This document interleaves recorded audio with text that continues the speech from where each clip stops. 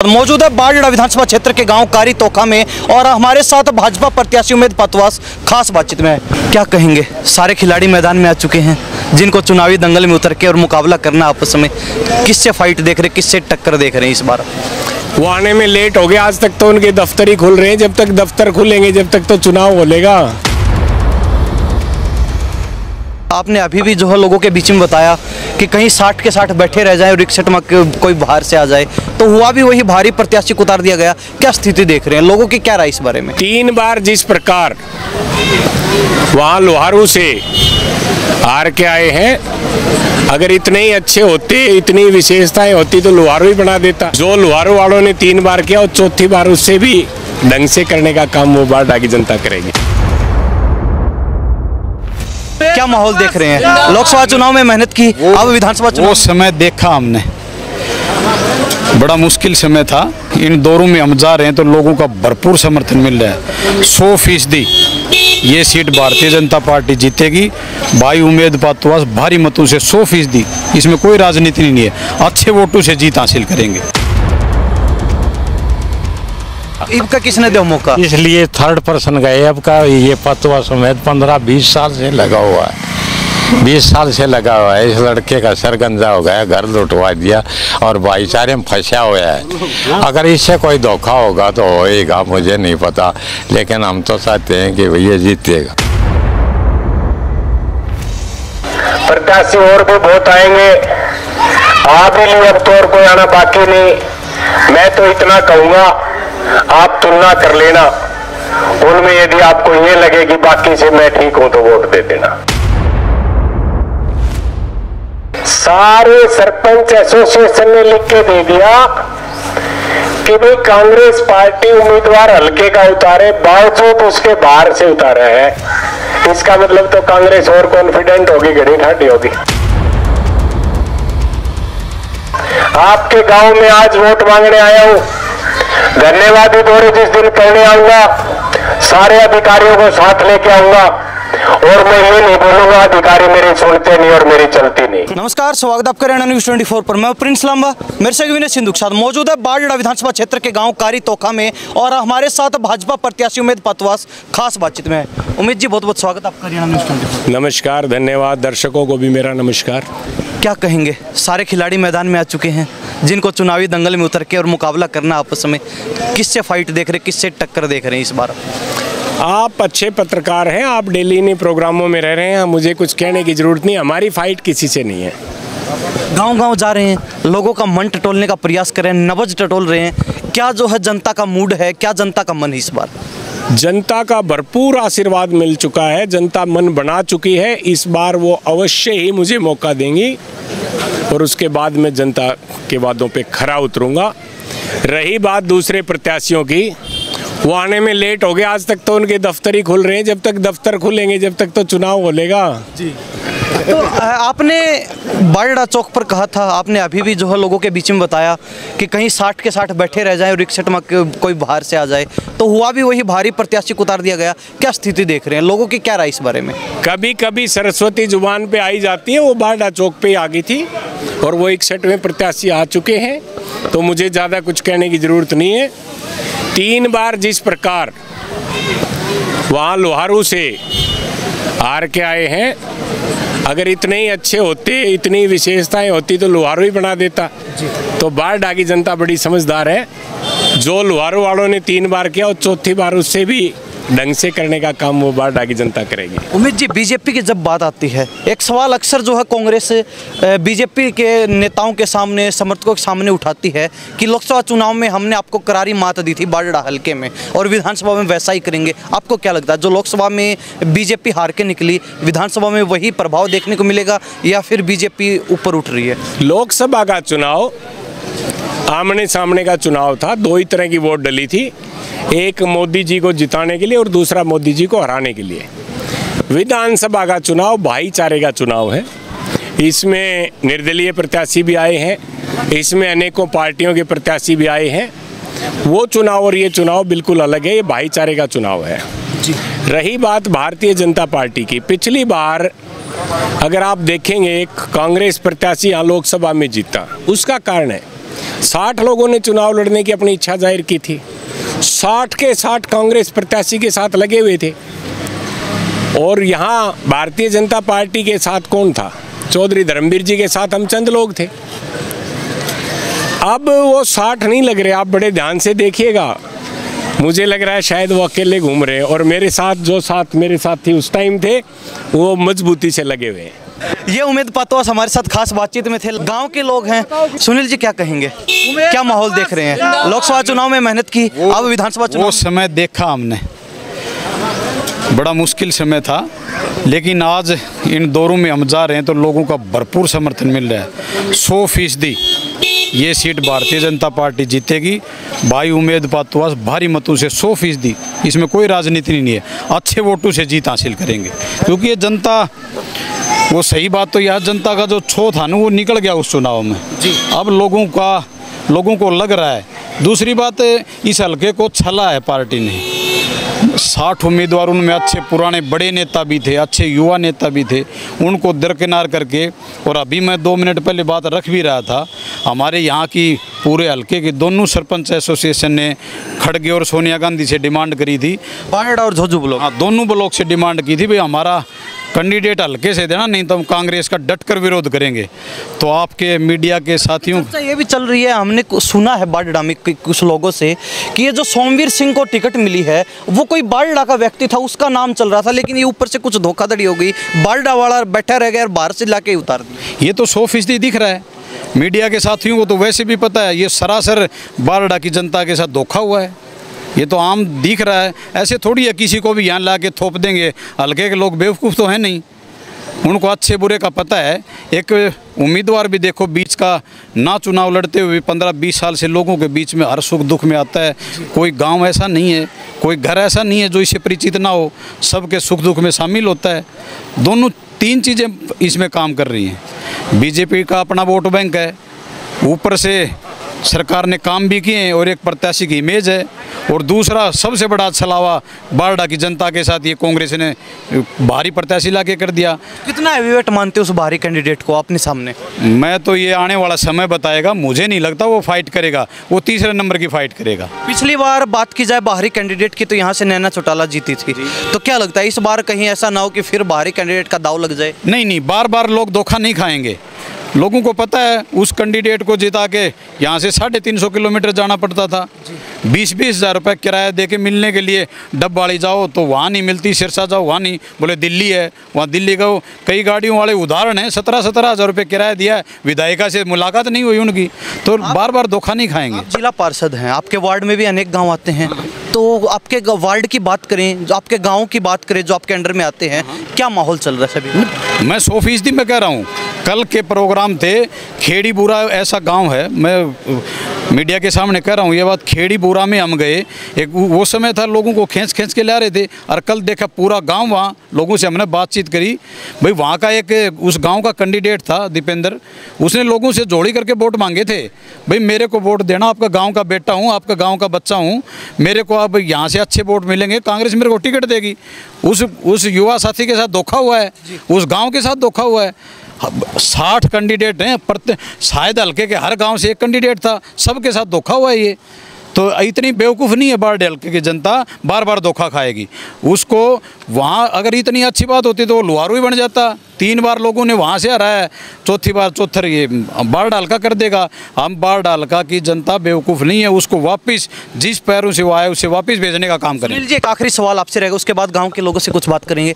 2014 में निर्दलीय चुनाव उमेद पातवास ने लड़ा, 24,000 के लगभग वोट भी आई, तो गिनती वहाँ से शुरू होगी या फिर गिनती 0 से शुरू होगी? नहीं, गिनती वहाँ से यार, 30,000 प्लस वोट बीजेपी के हैं।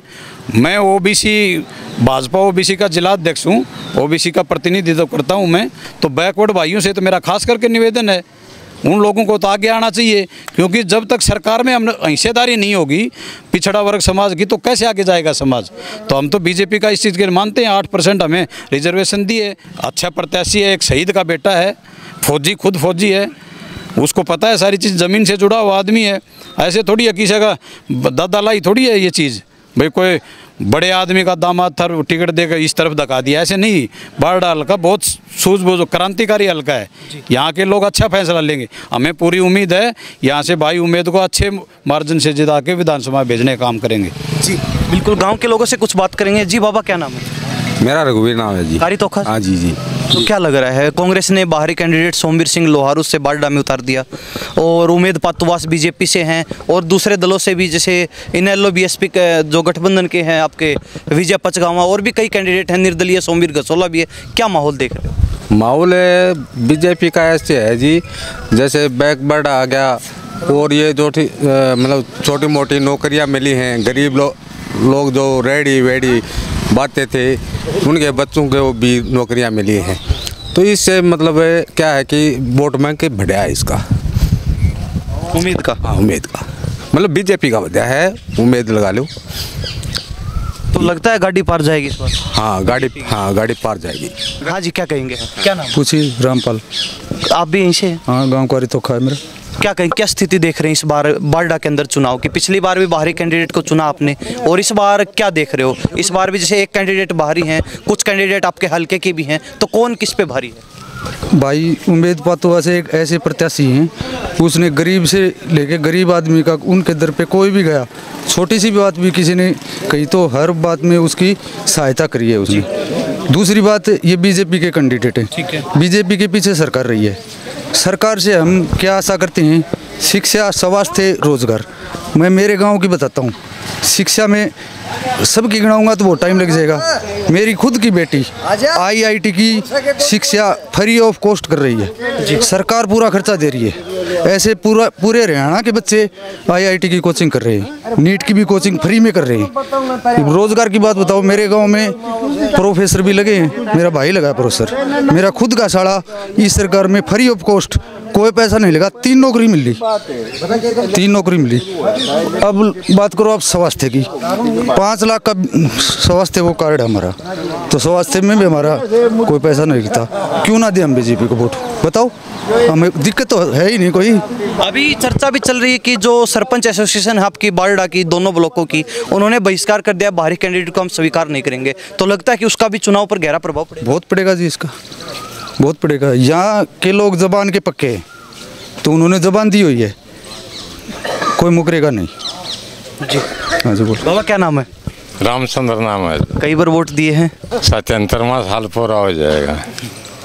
कई बनाए कई गिराए, तो ये भी किसने बनाने लगा? बारडा दोबारा कोई नहीं बनया, एक बार ही बनया था। अगर कोई दोबारा बनया तो उस कैंडिडेट को हम मानते हैं।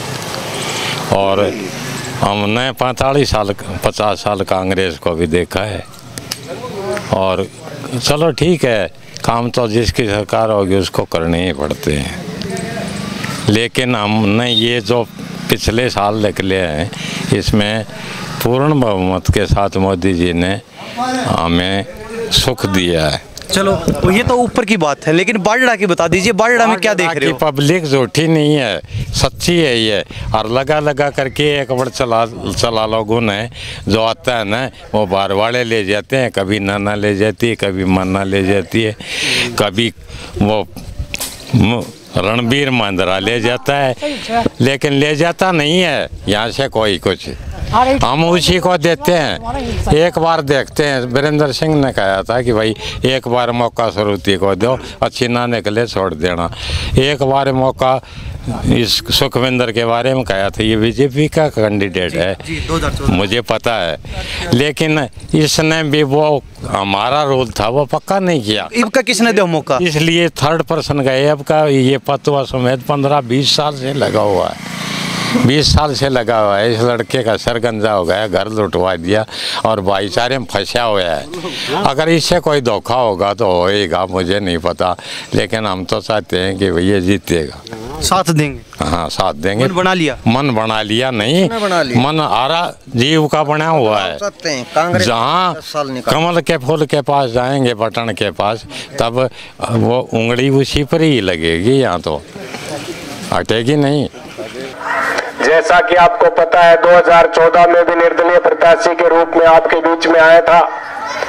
उस टाइम भी काफी लोगों ने पार्टी छोड़कर एक अपनापन दिखाते हुए मेरा साथ देने का काम किया था। कोशिश की आपके सुख दुख में शामिल हूं, आपके बीच रहूं। उसी के चलते 2024 में भारतीय जनता पार्टी ने मुझ पर विश्वास जताया और मुझे विधानसभा में प्रत्याशी बनाकर आपके बीच में भेजा है। आपको पता है प्रत्याशी और भी बहुत आएंगे, आ भी लिए, अब तो और कोई आना बाकी नहीं। मैं तो इतना कहूंगा, आप तुलना कर लेना उनमें, यदि आपको ये लगे कि बाकी से मैं ठीक हूं तो वोट दे देना। जिस प्रकार कांग्रेस पार्टी में 60 लोगों ने इच्छा जाहिर की थी चुनाव लड़ने की, और कई बार सरस्वती जबान को बैठ जाए है। मैंने पहले ही जब मैं क्रांतिकारी चौक बाढ़ आया तो मैंने कही धीमे में कहा शायद 61वां होगा, वो 61वां आ गया है भाई। मुझे कुछ कहने की जरूरत नहीं है। जिस प्रकार सुनील जी ने बताया, सरपंच साहब सब ने एक लिखी दी होगी ना, बाहर का होगा तो विरोध करांगे, तो उस बात ने कर दोगे ना पूरी। चलो फिर ठीक से नहीं होया, पाछे भी ठीक से आगे मैंने कहने की जरूरत है को नहीं। सारे सरपंच एसोसिएशन ने लिख के दे दिया कि भाई कांग्रेस पार्टी उम्मीदवार हल्के का उतारे, बावजूद उसके बाहर से उतारा है। इसका मतलब तो कांग्रेस और कॉन्फिडेंट होगी, घड़ी ठाटी होगी। तो मेरा कहने का मतलब ये, अपने पराये की पहचान कर लो, कहीं ऐसा ना हो। जो प्रत्याशी है उनसे एक मोटा सा सवाल कर लेना, भाई किसी की भाई कन्यादान दिखा दो, किसी के गोडा निवावण आए हो, आपके किसी चौक चौराहे पर बैठे हो, किसी मंदिर में किसी भंडारे में आए हो, तो फिर ये सोच समझ के आप निर्णय ले लेना। मैं आपको इतना ही कहता हूं, जिस प्रकार आज भिवानी महेंद्रगढ़ से 2 सांसद आपको मिले हैं, एक चौधरी धर्मवीर सिंह जी जो यहां से आपने चुनकर भेजे, दूसरी मैडम किरण चौधरी जी जो राज्यसभा में भारतीय जनता पार्टी ने भेजी है, तीसरा आपके बीच में बैठे आपके भाई मनदीप चेयरमैन जी, ये भी भारतीय जनता पार्टी से है। और मन ने भी जिस प्रकार पार्टी ने मेरे ऊपर भरोसा जताया है, मैंने भी थारे पर पूरा भरोसा जता रखा है, मेरा काम भी करे दोगे, देते हुए वोट मार दे वोटा। 4 ताकत जब आपके साथ हो जाएंगी। आपके गांव में आज वोट मांगने आया हूं, धन्यवाद दौरे जिस दिन करने आऊंगा सारे अधिकारियों को साथ लेके आऊंगा, और मैं ये नहीं बोलूंगा अधिकारी मेरी सुनते नहीं और मेरी चलती नहीं। और जो भी आपकी समस्याएं हैं यहीं बैठ के उसको निपटाने का काम करूंगा। और सरपंच साहब, गांव के बीच में कह के जा रहा हूं, 3 महीने के अंदर आप तेने को आ दूंगा कि जी पैसे कितने हमें सोचनी पड़ेगी, बिलावन में जगह नहीं अपने हाथ में। ये इसलिए क्योंकि 4 ताकतें हमारे पास है। जिस टाइम आचार संहिता लगी उससे 2 दिन पहले भी, बल्कि 1 दिन पहले भी पंचायत के खाते में कुछ पैसे जरूर आए होंगे। जिनके नहीं आए, जिनके काम बकाया है, मेरे पास उनकी सूची है, चिंता ना करो, वो भी पूरा करने के काम करेंगे। 15 साल से आपके बीच में हूं, कोशिश की आपके हर सुख दुख में शामिल हूं, जब तक जीऊंगा आपके बीच में रहूंगा। आने वाली 5 तारीख को कमल के सामने वाला बटन दबाकर भारी वोटों से मुझे विजयी बना देना और अगला काम मेरे पे छोड़ देना। जिस प्रकार गांव में आने पर आपने इतना बड़ा मान सम्मान दिया, फूल मालाओं से स्वागत किया, सम्मान सूचक पगड़ी पहनाई, मैं आपको विश्वास दिलाता हूं आपकी पगड़ी कभी झुकने नहीं दूंगा। तो ये कारीतोखा गांव में हम मौजूद थे, लोगों से भी कुछ बातचीत करवाई, उम्मीद पतवा से बातचीत करवाई। कहीं ना कहीं जिस तरीके से सरपंचों ने, हमने दिखाया भी था आपको कि बहिष्कार किया बाहरी कैंडिडेट का। अगर बाहरी कैंडिडेट कोई भी पार्टी उतारती तो उसका हम बहिष्कार करेंगे। लेकिन उसके बाद अब जनता क्या मन बना रही है, जनता किसकी तरफ झुक रही है, वो जानने का कुछ प्रयास किया। इन्हीं सब बातों के साथ मैं प्रिंस लांबा, मेरे सहयोगी विनय सिंधु के साथ हरियाणा न्यूज़ 24। नमस्कार, जय हिंद।